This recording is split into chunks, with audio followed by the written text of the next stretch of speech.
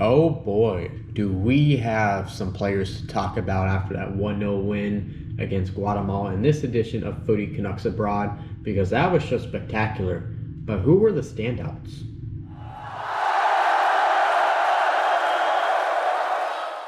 Welcome back to Footy Canucks Abroad. It's Tristan folks, in this edition, as per usual, of covering our players abroad, we're also going to dive into some players who had a big showing in LA against Guatemala. I considered doing a match recap, but it felt like it'd be a little wasteful with it becoming a Tier B friendly, meaning things were slightly different and every player pretty much made an appearance if your name wasn't Joel Waterman. So I figured with all that being said, we can talk about who stood out ahead of this 2026 FIFA World Cup and have made a case for themselves to be a part of this squad coming up. And after that, we're going to look at both of the men's and women's national team schedules as additional matches have been announced and they are officially scheduled with friendlies, and we have more announcements for June expected as well. And to wrap things up, the Canadian Championship draw occurred before the match against Guatemala, so we'll take a look at how things shape up ahead of May. Anyways, we had a lot of action abroad with tournament and league football, so let's go abroad. To begin, we are going to start off with Europe's biggest tournament, the UEFA Champions League, as Matchday 7 occurred. In Spain, we saw Tanguy start for Villarreal, and he ended up scoring the opening goal for them, and that happened in the 49th minute. It was a great half volley goal, but unfortunately, Ajax ended up returning the favor, and they ultimately won it with a goal in the 90th minute to win it 2-1. Oluwaseyi's other shot that he had did not land on frame, and he did have two passes into the final third. Tajon Buchanan ended up coming on at halftime, and he had a couple of late chances, but they did not reach the net. But he did go 94% on his passes and 75% on his dribbles with an accurate cross and long ball, as well as 80% in ground duels. So overall, they had good matches, but Villarreal has been eliminated. Moving over to Italy, we saw Jonathan Davis start up top in a 2-0 Juventus win, assisting on Weston McKennie's goal. That seemed to be the match win after Benfica was rewarded a PK, just for it to be the worst PK-ness of the entire tournament. And David ended up creating two chances. He had one successful long ball and a dribble, and one header that missed the frame. So it was a quieter match, but I think a very good match for 70 minutes, and Juventus will not be eliminated in this tournament. Lastly, we see Alphonso Davies and Promise David go head-to-head as Bayern Munich defeated USG 2-0. David started, and it seemed he could have had USG's first goal, but Manuel Neuer ended up making the big save on his header, and he went 50% on ground duels and 80% on the air, and he featured for 83 minutes, but he got a yellow card, and that means he is suspended for match day 8, as his side must win coming up or they are out. Meanwhile, Alphonso Davies, he came on with the side down a man due to a red card, and he played 23 minutes, and he had an amazing 97% pass accuracy and 60% on successful dribbles with 4 recoveries and 2 clearances with 60% of his ground duels won. Bayern Munich, on the other hand, is a lock for the next round. Now we're going to head over to England, where we have our Canadians shining bright, beginning with lots of action in the EFL Championship. Over the weekend, we saw Ali Abin make his anticipated debut for Norwich City, and it took only about 9 minutes where he assisted on the first goal of the match in a 2-1 win over Ryan Reynolds' Wrexham side. And he only featured in the first half, but he went 13 for 15 on his passes, and he created that one chance that led to a goal. He had one shot from over 20 yards out that ended up hitting the crossbar and out, as well as one successful long ball and a dribble.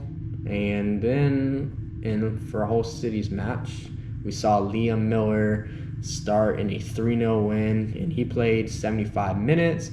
He had one header that went on frame early, and he went 16 for 22 on passing, and he went 50% on his ground duels, winning 5 of those. And it was a much better match for Miller, in my opinion, at the end of the day compared to the other ones we've talked about. And to wrap up match day 27, Daniel Jefferson featured off the bench for P&E in their loss to Derby County, playing 23 minutes while being on for that late winner. He went 75% on pass accuracy, but that was really it, as it was another non-productive day from this club in general. they're not looking too sharp right now. Before we move on to the next matches of the championship, Owen Goodman ended up making his Barnsley debut in League One, and that ended up being a 2-1 win over Blackpool. And he was a big part of their win as he made the first 5 saves on a total of 6 shots. But it wasn't a man of the match performance, as the man he kicked in the head earlier this season, McGoldrick, ended up scoring 2 goals, including a stoppage time winner. And now we'll move on to match day 28, and sure enough, we're looking at Ali Ahmed once again, and he gets his first goal for Norwich City in a 5-0 win against West Brom, and he went 63 minutes. He ended up scoring the second goal in the 49th minute with 83% pass accuracy, as well as 3 defensive contributions, and as well as 3 recoveries and 2 accurate long balls. The scoring does not end here, as between Hull City and P&E, we see Liam Miller scored the match-winning goal against his former club, and he started for 69 minutes, and he scored in the 33rd minute. He had 2 shots on frame as well as 2 that missed, and he had a whopping 7 defensive contributions, as well as 2 successful dribbles and long balls. Jefferson ended up coming on after the half, and he had a decent match, going 7 for 9 on passing with a successful dribble and a long ball, as well as 3 aerial duels won, but 2 times he was dispossessed. However, it is to note that Osmike lost his temper and he got a straight red for a headbutt, so this should open the door for Jefferson coming up to start in the next match. Now, as we go over the North Sea, we head over to Belgium for some league action over the weekend. And with our first match, we ended up seeing Promise David score the match-winning goal for USG in the 35th minute, playing a total of 69 minutes. In this match, 2 of his other long-range shots missed, but he had 2 successful dribbles and a long ball with 4 recoveries, which keeps the champions on top of the table. And the other match sees a rematch between Anderlecht and Ghent from the Belgian Cup, and Ghent gets their revenge. They won 4-2. Nathan Saliba ends up going the full 90 for Anderlecht with 1 shot off frame, and he went 27 for 34 on passing, as well as 4 defensive contributions and 67% on his long balls. And it's good for Saliba to continue to see those full minutes, as he could be a potential starter for Canada. In Germany, we finally get to talk about the captain Alphonso Davies in this series. He returned from his illness. He came on for only 9 minutes while Bayern Munich was up 2-1 over RB Leipzig, and they ended up winning 5-1. I don't know if there was magic in the air after that moment, but Davies went 86% on passing and 1 accurate long ball, as well as a blocked shot. And also in Italy, another start as in Jonathan David started for Juventus against Cagliari, but that ended up being a 1-0 defeat where he featured 88 minutes. He had 2 shots missed, but his pass accuracy was at 88%, going 60% on the ground, and he had 5 recoveries. It was a much quieter match for Juventus forward, and also Ismail Kone did not feature in Sassuolo's loss to Napoli due to injury. Going across the pond all the way to Mexico, we see Marcelo Flores not starting, but he ended up coming off the bench for 33 minutes, and he scored the straw for Tigres against Toluca, where they were down a man in the final 6 minutes. It wasn't an explosive match for him, but he went 5 for 7 on passing with 5 defensive contributions, including 75% of his ground duels won, alongside a successful dribble with a key pass in the final third, so he didn't seem out of place at all. And this league will now be on pause for Mexico's 2026 FIFA World Cup preparations, with 2 unofficial friendlies that Flores was not called up for, as mentioned in my last video. Coming back over to Europe and Scotland, we saw tournament football with the Scottish Cup. Celtic and Rangers moved on, but unfortunately, Junior Hoylett's side, Hibernian, were victims to an upset loss on behalf of an own goal in stoppage time. Hoylett featured over an hour, starting as an attacking midfielder once again with a lack of stats for this tournament. Into end going abroad, we head to the Netherlands, where we saw quite the electric Rotterdam derby that Kyle Larin was a part of as Feyenoord hosted Sparta Rotterdam in a 4-3 loss. Larin featured for 18 minutes, coming on down through the 1, and he had 2 shots with 1 being blocked and a big chance that he missed with a header over the bar.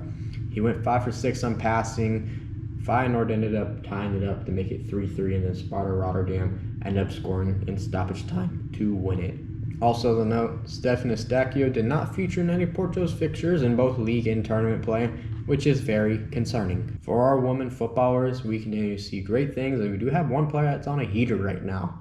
In France, goalkeeper Emily Burns ended up having a clean sheet for Nantes in a 1-0 win over Saint Etienne, and a player of the match performance, making all 5 saves in league play. In Italy, Evelyn Vians continues to be in great form as she ended up having a match-winning assist against Sassuolo in a 2-1 victory for Roma. In wrapping it up in England's top-tier league, we saw Simia Wujo score the 3rd goal for Manchester United in their 5-0 win over Burnley. However, in the Women's League Cup after that, Olivia Smith ended up being another player sent off in England, which it was a red card after getting 2 yellows in Arsenal's 1-0 loss to Wujo's side Manchester United. Now we're heading back to our injury updates. We're going to talk about Ismail Kone, who missed out on Sassuolo's last match. He ended up missing out, and that is due to a bone bruise around the tibia, according to Matthew Shinetti. There is no official timeline on his injury, but it could be a day-to-day thing or possibly a week-to-week thing. He'll be reevaluated ahead of their match against CANMNT, and Waterman also didn't play against Guatemala, but it sounded like that one was for precautions, so we'll leave him off the list for now as he was on the bench, so we need more indicators on that. And on the other hand, we do have some positive news for Sam Adekubi, and he will be traveling with the Vancouver Whitecaps for their preseason camp in Spain, which is a very good sign. And also hearing what his manager had to say, it is no rush for him to return, and it doesn't seem like he's going to feature in any of these preseason matches or possibly be ready at the start of the season, but he could be ready right around the international window, so that's going to be a developing story to keep eyes on, meaning we still have the opportunity to see a full, healthy squad in March, and we shall pray that I don't jinx that. And as you see, Davies is fit to play. Talking about Saturday, it was an awesome start to the year as Canada defeated Guatemala 1-0 in LA at BMO Stadium. And to talk a little about the match before we highlight our standouts, I don't see any nervousness from this group of lads at all, and they seem to embrace the opportunity. And I was very impressed, and sure, it was hard to score, but Kennerson Navarro, who was the man in the match representing Guatemala, was the best player on the pitch as the goalkeeper, who was also the one who featured over the summer in Minneapolis in that PK win. Guatemala, they didn't bring their top players, but it was still fairly competitive. Either way, we saw Canada was definitely the better side, but Guatemala surely wasn't bad either. It felt like this match was just going to, settle as a draw with how things were going. But it was Jason Russell-Rowe who ended up scoring the 66th minute with an excellent header from Malk Henry off the bench. And the match stayed how it was, and Canada ended up winning 1-0 in the unofficial friendly, where 19 players featured, including 11 of those being first-timers. And I would say everyone's stock ended up rising, whether it was small or maybe somewhat big. And we can talk about literally every player, but I want to talk about 5 players that came to mind in 3 different categories, which are on the outside, looking in, on the inside, trying to stay alive, and the bonus, the surprise. Beginning with those on the outside looking in, I have 2 players that I believe made a big case for themselves. And the first player I want to talk about is Ralph Priso. And for those who don't know much of his background, this was a player who was a part of the TFC Academy, being Toronto born and raised. And this was a player that had lots of potential, who I recall at first was a midfielder, but then he transitioned to center back fairly recently with his current club, the Vancouver Whitecaps. And it felt like a rough start as he ended up getting traded to the Colorado Rapids for Mark Anthony Kay. And it took a lot of time, but then he found his home in Vancouver about 2 years ago, and he is looking to be the player that I think we knew he could become at the end of the day, just in a different position. And this was not his first call-up, as he ended up getting one under Herman for a camp like this. But anyways, against Guatemala, he ends up seeing himself start due to the injury to Joe Waterman. And it's a next man up mentality. And surely enough, he shines bright in the back line, and he was a big part of the defense. And he was very poised with excellent passing. He got involved offensively. He was a part of that pressure against Guatemala. His long balls were solid, as well as it looked like he outperformed Kamal Miller. And sure, Miller did a lot of good things in the back line, but the difference is Priso was able to use his offensive ability in this match and became a legitimate threat. And when you make more mistakes under pressure from the competition, it makes the other stand out, and that one goes to Priso. And this is a player that I believe we have an opportunity to see get caught up in March. And maybe March can find a unique role for him, similar to Nico Seeger. And this really opens up Canada's flexibility with an option of a center back who is a natural midfielder. The other player is Jason Russell-Rowe. Yes, he was the hero at the end of the day, but we knew from the get-go he was the clear number one forward coming into this camp.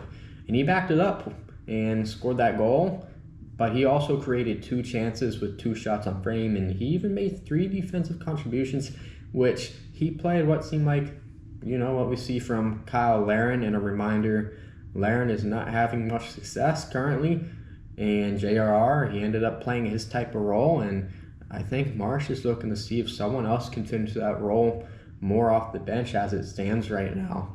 And also, Russell Rowe came off a solid end of the season, the MLS Cup playoffs, which he stood out and he carried that form into this window, even though it's over a month apart. But that is a big positive to see. And you got to keep that in mind, that this has been him also just coming off the bench in both of these matches, or not even both, all of those matches, because you got the likes of, Diego Rossi that you're going up against, just one of the big name players, and they're going to be healthy coming up this year, and it's going to be hard, get minutes. And all those players, they're going to get minutes. They're going to probably be starting ahead of him due to more experience. And it's going to ultimately depend, how he does at his club, as he's also going to be going up against Daniel Jebison, who he had that hot streak around Christmas, but he's fallen back off again. I have questions, honestly, especially with the Columbus Crew getting a new manager, and how that could benefit or how could that disbenefit him. Now we'll look at the players on the inside trying to stay alive. And the first player I mentioned is Zoran Basong. Recently, Alphonso Davies returned, and Richard Lorea has been starting at left back position for a while due to the amount of injuries that include fullbacks Sam Adekubi and Alistair Johnson. And there's a chance that all of them are at camp in March, but that's just more me eyeing that Sam Adekubi could be back at camp.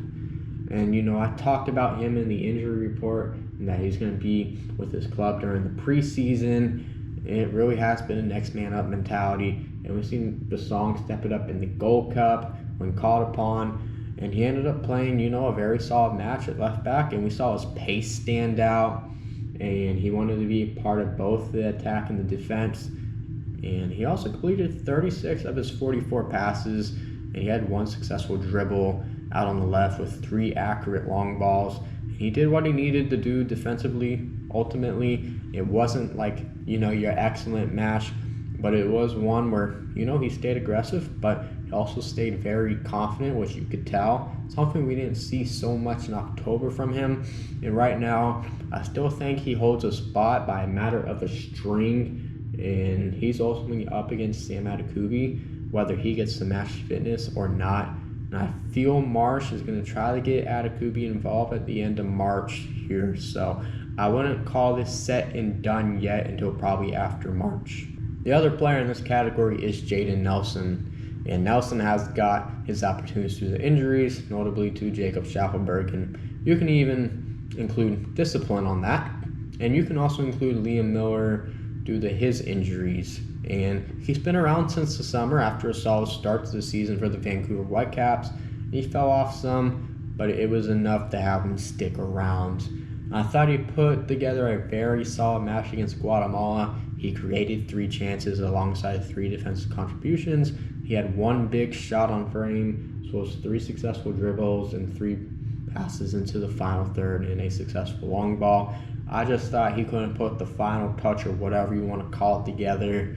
And he did have the ball quite a lot early on. It's not so much alarming at all, but he's going to be challenged by the likes of Marcelo Flores. Should he choose to be a part of this Canada side, it's going to be a battle between them, and even when Schaffelberg returns to the fold. And Nelson did have a big shot on frame, as mentioned, assisted by Basong. And right now, I would say he slightly has the advantage, but it's going to be a matter of how he fits at Austin FC. Another solid start like last year could make or break it for him. Lastly, this one is just more of a unique one with the surprise. And this is a player that originally wasn't even going to be here in camp. And he came in as an injury replacement for Jacob Schaffelberg. That's Malk Henry of Toronto FC. And he is the one who came off the bench and got that wonderful match-winning assist. And just less than a year ago, he made his TFC, let alone in what I'll call pro debut. And he had a positive impact and did not look out of place at all. And this is a player that has impressed me since seeing him in the MLS. And surely he can work on getting his game better, obviously. But it was very cool to see him do good things no matter where he's at. And surely we won't see him with Canada when it comes to this summer, but this is a big year for him to go up another level in a full season with Toronto FC. And he kept his game pretty smooth against Guatemala, trying not to take big risks. So like I said, it's a matter of taking it to the next level. And I look forward to seeing him this year with TFC. Once again in this edition, we are back once more looking at schedules. And we'll begin with CANMNT's national team on what their month of March officially looks like. And as mentioned in the last video, they will indeed be having camp in Toronto, and they'll play 2 friendlies at BMO Field. It will be similar to the Canadian Shield from last summer's. Haiti, Iceland, and Tunisia will be visiting. In the open up, we'll call it the friendly tournament, Canada will host Iceland out of UEFA, who did fail to qualify for the World Cup this year, in a tough group that featured France and Ukraine, which Iceland, they had the goal differential against Ukraine, but they lost 2-0 to them in the final match, as Ukraine ended up scoring the winner with only 7 minutes to play, which a draw would have seen them advance to the playoffs. So to make this clear, since people feel this way, Iceland's not going to be a push-off at all. So they got players that can hurt you, and I would say defense is more their weak point, but my point stands, they got players that can hurt you.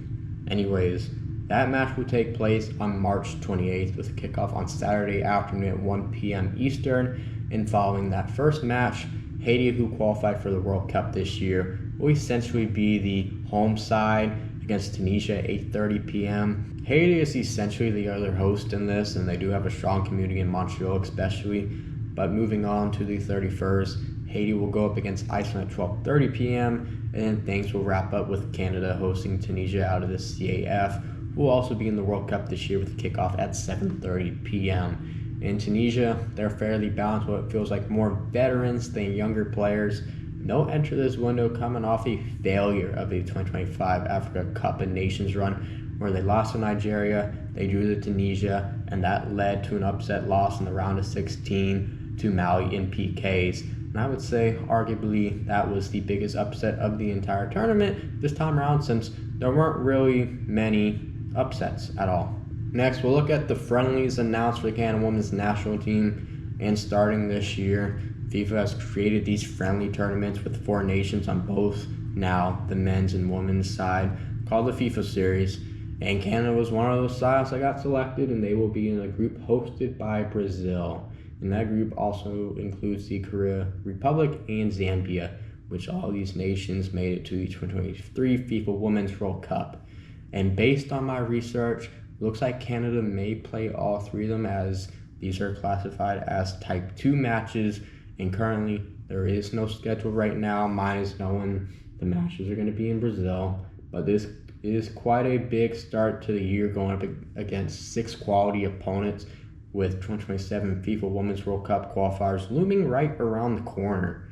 I assume at some point, like with the men's national team, we'll get more details soon, in the men's side is looking for one more opponent to play in Montreal before the opener in Toronto. Now let's wrap things up with looking at the 2026 Canadian Championship bracket.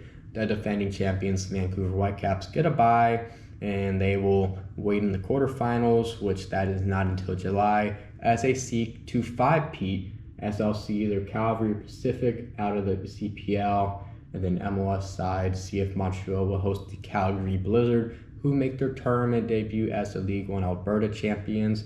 We'll also see a Langley Derby with Vancouver FC and Langley United going head-to-head, which they play in the same stadium actually, and Langley United will be making their debuts as the League One BC champions. And then we'll have another CPL clash between Forge and the Halifax Wanderers. Then we have newly rebranded Inter Toronto playing lower tier side CS St. Laurent. And then we'll see the MLS side, Toronto FC, host the Canadian Premier League champions Atletico Ottawa.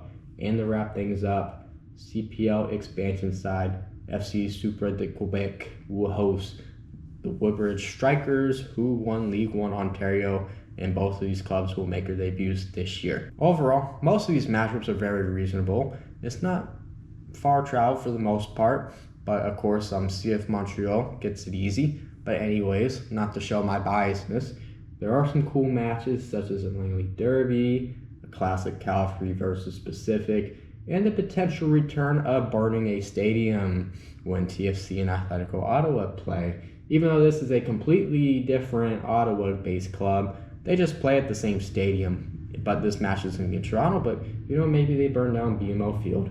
Anyways, we got a while to go as this tournament opens up on May 5th, and the preliminary round will be a single match with a quarter and semifinals. Those will be 2 matches, and then the final is just 1 match. And it's a winner-take-all on October 21st, somewhere in Canada. All right, everyone, that will do it for this edition of Footy Canucks Abroad. I just want to say thank you for the support on this series, and we haven't seen, what we 100% want to see right now, but it has definitely put the channel in the right direction. Anyways, coming up, we have more UEFA Champions League action to look at next time out, as well as the typical league action around the majority of Europe, where I also plan to evaluate players that are having a lack of playing time. Also, if you hit the like button on this video, a soccer ball will appear, so give it a shot and subscribe if you haven't done so already as well. Anyways, I want to also say thanks for 100 subscribers, and I will see you in the next edition of Footy Canucks Abroad.